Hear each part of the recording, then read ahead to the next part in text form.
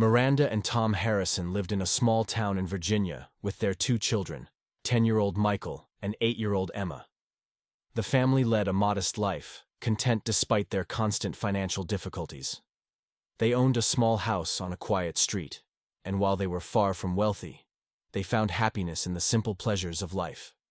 Their days were filled with the routine of work, school, and family time, creating a stable, if unremarkable, existence. This stability was shattered when Miranda received an unexpected letter from a law firm in early June 2020. The letter informed her of the death of her uncle, George Brate, a man she hadn't been particularly close to. George had always been somewhat distant, a man who lived alone in a remote part of the state, rarely visiting or contacting family. Miranda remembered him as a kind, albeit reserved person who had shown care for her and her family in his own quiet way. His death was a surprise, but the contents of the letter were even more shocking. Uncle George had left her an inheritance of $250,000. Miranda was taken aback by the news. She hadn't expected anything from George, and the substantial sum left her overwhelmed. When she shared the news with Tom, he was elated. For him, the inheritance was an unexpected windfall that could change their lives dramatically.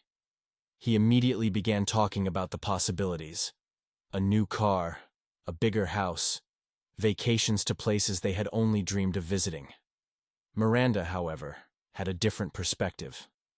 She saw the money as a way to secure their family's future, to provide for Michael and Emma's education, and to create a safety net that would protect them from the uncertainties of life. She suggested they set aside a portion of the inheritance for immediate needs, but invest the majority for the children's future. Tom reluctantly agreed, though it was clear he had other ideas. Over the next few weeks, Tom's excitement over the money grew. He started making small purchases, things they hadn't been able to afford before, like a new television and designer clothes. Miranda noticed but said nothing, believing that these small indulgences were harmless. She understood that Tom wanted to enjoy their newfound wealth, and she didn't want to dampen his enthusiasm. However, Tom's spending soon began to escalate. He started talking about buying a new car, and hinted at taking out a loan to buy a bigger house, using the inheritance as collateral. Miranda grew concerned as she saw their bank balance dwindling faster than she had anticipated. She realized that if Tom continued to spend recklessly, there would be little left for the future she had envisioned for their children. Determined to protect their financial future, Miranda made a decision. She transferred the remaining funds into a separate account that only she could access. When Tom discovered this, he was furious. He felt betrayed, arguing that she had no right to control the money without consulting him. The trust and harmony that had once defined their marriage began to erode as tensions escalated. Miranda tried to explain her reasoning, emphasizing the importance of safeguarding their children's future. She pointed out that they had lived without luxuries before, and could continue to do so if it meant securing a better life for Michael and Emma. But Tom refused to listen. He accused her of treating him like a child, of not trusting him to make decisions for their family. The arguments became a daily occurrence, each more heated than the last. Tom's resentment grew as he felt increasingly powerless. Tom Harrison, once a loving husband and father, began to change in ways that were both alarming and subtle. The betrayal he felt from Miranda's decision to take control of the inheritance had festered into something darker. He couldn't shake the feeling of being emasculated, stripped of his authority and dignity. Tom's behavior became increasingly aggressive. He would lash out at Miranda over the smallest things, his voice filled with bitterness and resentment. Every conversation seemed to turn into an argument, with Tom accusing Miranda of not trusting him, of treating him like a child. He claimed she had taken away his right to decide how the money should be used, insisting that she had no faith in his ability to manage their finances. Miranda, for her part, tried to reason with Tom. She explained that her only intention was to secure a stable future for their children, to ensure that Michael and Emma would have the opportunities they deserved. She reminded Tom of the struggles they had faced before the inheritance, and how important it was to be cautious with their newfound wealth. But her words fell on deaf ears. Tom was too consumed by his own sense of injustice to listen. The arguments became more frequent and more intense. Tom would accuse Miranda of belittling him, of treating him as if he were incompetent. He refused to see the logic in her decisions, instead focusing on the perceived slight to his pride. The more Miranda tried to placate him, the more he resisted, convinced that she was trying to undermine him at every turn. Tom started to withdraw from his family, spending long hours alone, brooding over his thoughts. He became increasingly secretive, avoiding conversations with Miranda and the children. At work, he was distracted, his mind consumed by the plans he was forming. Meanwhile, Miranda started to notice the changes in Tom's behavior. He was more distant, more irritable, and less engaged with the family. He would often sit in silence, lost in thought, his eyes cold and unfeeling. She tried to reach out to him, to bridge the growing gap between them, but her efforts were met with indifference or hostility. Miranda told herself that Tom was just stressed, that the strain of their arguments was taking a toll on him. She believed that with time, things would return to normal, but things were far from normal. Tom's mind was now fully occupied with his plan. He considered various scenarios, weighing the pros and cons of each method. He thought about poisoning her, making it look like an overdose or a bad reaction to medication. But that seemed too complicated, too risky. He needed something simpler, something that would leave no room for doubt that her death was an accident. As Tom became more consumed by his plans, he grew increasingly paranoid. He started to think that Miranda might be onto him, that she could sense what he was planning. He began to watch her more closely, studying her reactions, looking for any sign that she suspected something. His paranoia only fueled his determination, convincing him that he needed to act quickly before Miranda could stop him. The atmosphere in the Harrison household became unbearable. The children, sensing the tension between their parents, became withdrawn, unsure of how to navigate the hostility that had taken over their home. Michael, the older of the two, tried to protect his sister Emma, distracting her with games and stories, but even he couldn't escape the growing sense of dread. Tom was convinced that once Miranda was gone, his life would return to the way it was supposed to be. He would have control over the money, and with it, the power to live the life he had always wanted. As the days passed, Tom's resolve hardened. He knew that the time was approaching, that soon he would have to put his plan into action. But even as he prepared to commit the unthinkable, a small part of him wondered if he was making a mistake. Could he really go through with it? Could he live with himself afterward? The idea of a weekend getaway seemed like the perfect opportunity to carry out his sinister scheme. After weeks of escalating tension and arguments, he presented the idea to Miranda as a chance to mend their strained relationship. Tom suggested a weekend in a secluded cabin by a lake, far from the distractions of daily life. He framed it as a chance to reconnect, to leave behind the arguments and stress that had consumed their lives. Miranda, weary from the constant conflict, was initially hesitant. However, the promise of some time away from the daily grind and the hope of salvaging their marriage eventually won her over. She agreed to the trip, seeing it as a chance to rekindle the bond they once shared. Little did she know, Tom's intentions were far from reconciliatory. Tom's choice of location was no accident. The cabin he selected was isolated, with no neighbors for miles, and the lake surrounded by dense forest. It was the perfect setting for what he had planned. The remoteness of the area meant there would be no witnesses, no one to hear Miranda's cries for help. Tom had scouted the location in advance, making sure that every aspect of the environment would work to his advantage. They arrived at the cabin on a Friday afternoon. The weather was cool, with a slight breeze coming off the lake. The tranquility of the place seemed to put Miranda at ease, and for the first time in weeks, she began to relax. Tom, too, appeared calmer, masking his true intentions behind a facade of concern and affection. He played the part of a loving husband, determined to make the weekend a success. That evening, Tom suggested they take a boat out on the lake to enjoy the sunset and the peacefulness of the surroundings. Miranda, still caught up in the illusion that this trip might be a turning point for their marriage, agreed. They packed a small picnic and set out on the water in a rented boat, a small motorized craft that Tom had specifically chosen for its size and maneuverability. As they drifted out onto the lake, the sun began to dip below the horizon, casting a warm orange glow over the water. The moment seemed perfect, and for a brief time, even Tom felt a pang of doubt about what he was about to do.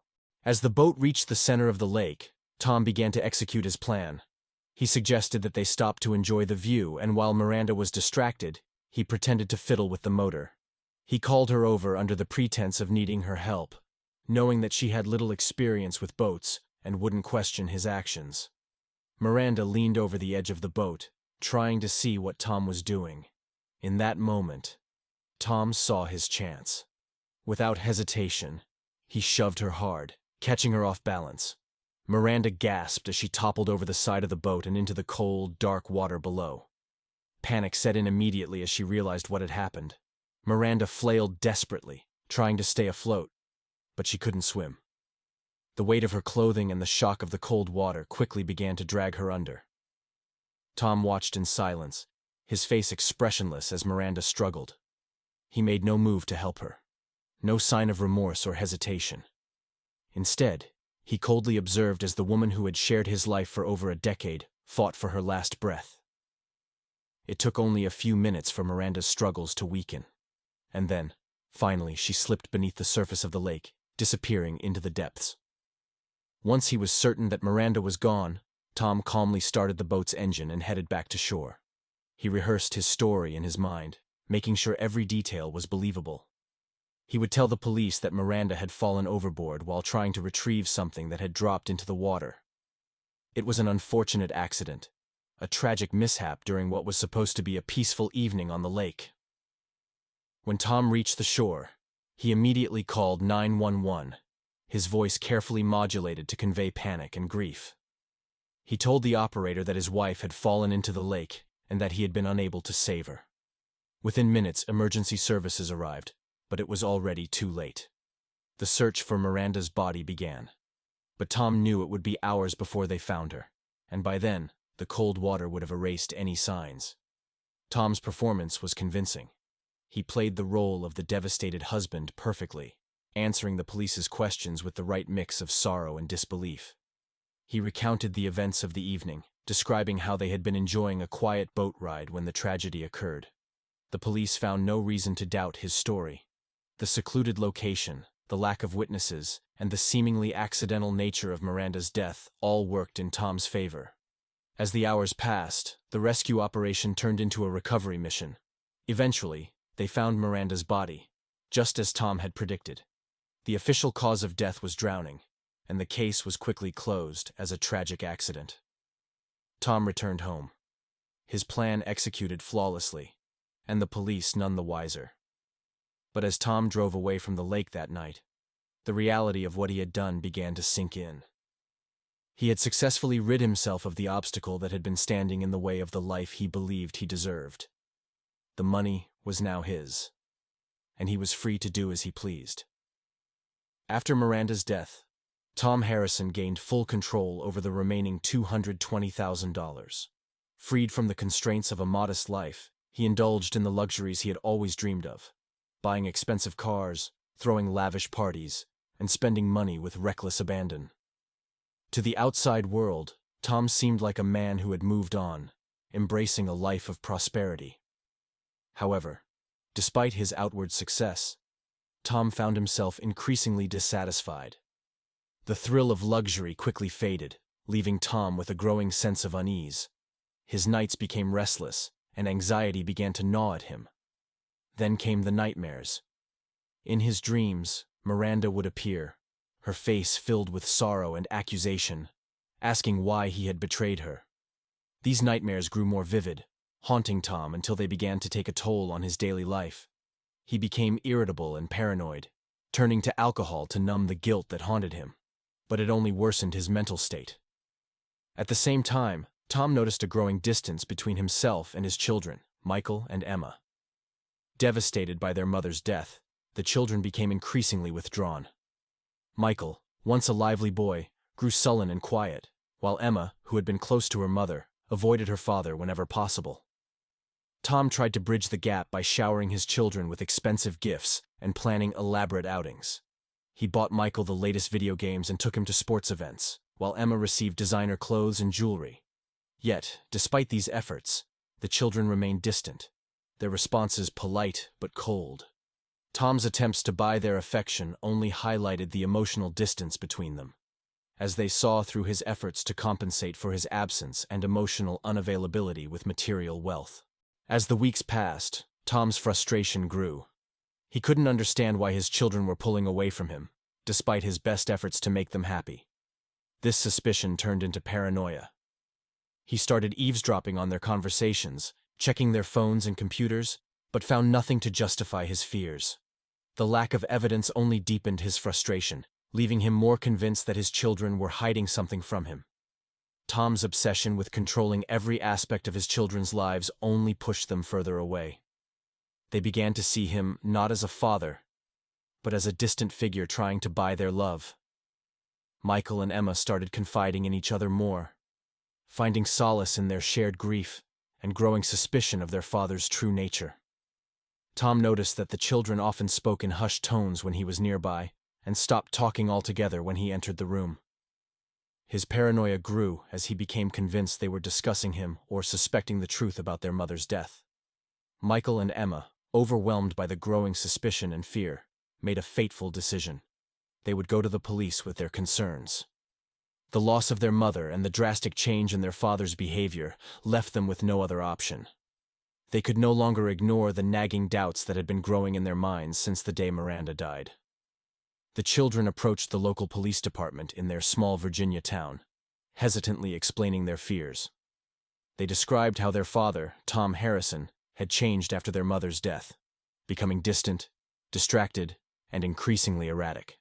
Michael, with the composure of a boy forced to grow up too quickly, recounted how his father's behavior seemed to shift abruptly after their mother's unexpected drowning at the lake. Emma, though visibly shaken, confirmed her brother's account, adding details of how their father's actions had grown more suspicious as time passed. The police listened carefully, initially skeptical, but soon recognizing the gravity of the situation. The children's accounts were detailed, and their fear was palpable. Given the circumstances of Miranda's death and the children's credible concern, the police decided to open an investigation into the case that had previously been ruled a tragic accident. The investigation began quietly, without alerting Tom to the scrutiny he was under. Detectives started by gathering background information, examining the financial records, and reviewing the details surrounding the day of Miranda's death. It didn't take long for the investigation to uncover alarming inconsistencies. First, they discovered that Tom had withdrawn a significant sum of money from the couple's bank account just days before the trip to the lake. An unusual move for someone who had always lived modestly. This transaction raised red flags, especially since the money had been withdrawn without Miranda's knowledge. Next, the police learned that Tom had been the only person who knew that Miranda would be at the lake that day. The secluded location, which Tom had chosen under the guise of rekindling their relationship, was far from any other visitors, making it the perfect place for a crime to go unnoticed. Additionally, a witness came forward, a local fisherman who had been on the lake that evening. He had seen Tom's boat out on the water, alone, shortly before the time of Miranda's death. The witness's account added a critical piece to the puzzle, casting further doubt on Tom's version of events. The most damning evidence came when the police examined the boat itself. Forensics revealed Tom's fingerprints all over the area where Miranda had supposedly fallen. The prints were consistent with someone who had leaned over, possibly to push something, or someone, overboard. These findings contradicted Tom's claim that Miranda had fallen while trying to retrieve something from the water. The evidence painted a picture not of an accident, but of a calculated act of violence. With this mounting evidence, the police had enough to secure an arrest warrant for Tom Harrison. The officers planned the arrest carefully, knowing they needed to catch him off guard. They wanted to avoid any potential for resistance or flight, as Tom was a man with considerable resources at his disposal after inheriting the large sum of money. One morning, just as the sun was rising, the police arrived at Tom's home. They knocked on the door with the warrant in hand, ready to take him into custody. Tom, unsuspecting and caught off guard, answered the door, only to be met by the sight of officers ready to arrest him. His confusion quickly turned to anger as the reality of the situation sank in. He couldn't believe what was happening.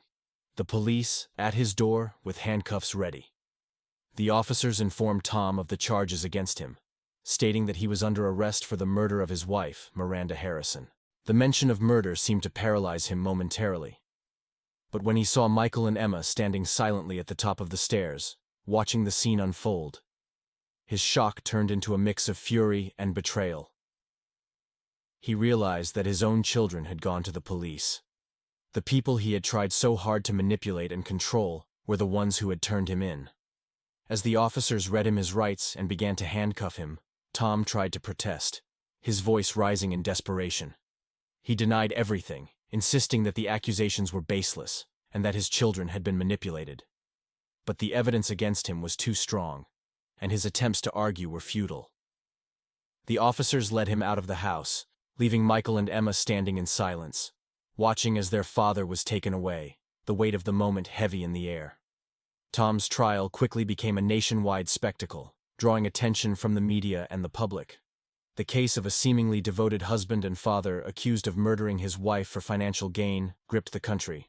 The courtroom was packed with reporters, spectators, and legal experts, all eager to see the proceedings unfold. Michael and Emma, who had already faced unimaginable emotional turmoil, were called to the stand as key witnesses. Their testimony was heartbreaking, yet clear and concise. Michael spoke first, describing the drastic changes in their father's behavior after their mother's death. He explained how Tom had become increasingly distant and withdrawn, and how the children had grown suspicious after his apparent disinterest in their mother's passing. Emma followed, adding her account of the strange tension that had built between them and their father. She described the fear they felt living under the same roof with a man they no longer recognized. The prosecutor, determined to prove Tom's guilt beyond any doubt, presented an array of damning evidence. Each piece of the puzzle came together to form a compelling case against him. The first major blow to the defense came in the form of surveillance footage from cameras installed around the lake where Miranda had died. The footage captured Tom walking to the boat late at night, long after the time he claimed they had gone to bed. This contradicted his initial statement that they were together at all times until the accident. The footage, while not incriminating by itself, painted a picture of deception. Next, forensic evidence came into play. The prosecution presented fingerprint analysis that showed Tom's prints all over the specific area of the boat where Miranda had fallen. Combined with the evidence from the surveillance cameras, this further weakened his claim of an accidental drowning. It raised serious questions about whether Miranda had fallen or had been pushed. Financial records also added to the damning portrait of Tom's actions leading up to the murder. Bank statements revealed that he had withdrawn a significant sum of money just days before the trip to the lake. Prosecutors argued that this was part of a premeditated plan, as Tom intended to secure control of the inheritance after Miranda's death. His attempt to withdraw such a large sum without her knowledge demonstrated clear intent to use the money for himself. The prosecution's key witness was the fisherman who had been on the lake that evening. He testified that he had seen Tom alone in the boat late that night, just hours before Miranda was found. This testimony established a timeline that further discredited Tom's version of events. The fisherman's account, combined with the surveillance footage and forensic evidence, created a strong narrative that Tom had planned Miranda's death and executed it with cold calculation. The final piece of evidence came from the medical examiner, whose testimony shattered Tom's defense. The examiner's report showed that Miranda's injuries were inconsistent with an accidental fall. The bruises on her arms and body suggested that she had been forcibly pushed or held down, directly contradicting Tom's story. The examiner concluded that Miranda's death was not an accident, but a result of deliberate violence. With this overwhelming evidence, the defense had little to counter. Tom's lawyer attempted to argue that the children's testimony was emotionally driven, and that Tom had been under severe stress due to financial difficulties. However, these arguments fell flat in the face of the mountain of evidence presented by the prosecution. The jury deliberated for several hours before returning with a unanimous verdict. Tom Harrison was found guilty of first-degree murder, a charge that carried the harshest penalty. The judge, in delivering the sentence, noted the cruelty and premeditation involved in the crime, as well as the profound betrayal of trust. Tom was sentenced to life in prison, without the possibility of parole. Following the trial, Tom was transferred to the ADX Florence prison in Colorado, one of the most secure and isolated facilities in the United States. Known for its strict regime and harsh conditions, ADX Florence housed some of the most dangerous and notorious criminals in the country. Tom, once a free man with everything at his fingertips, now found himself in a cell, completely cut off from the world he had tried to control.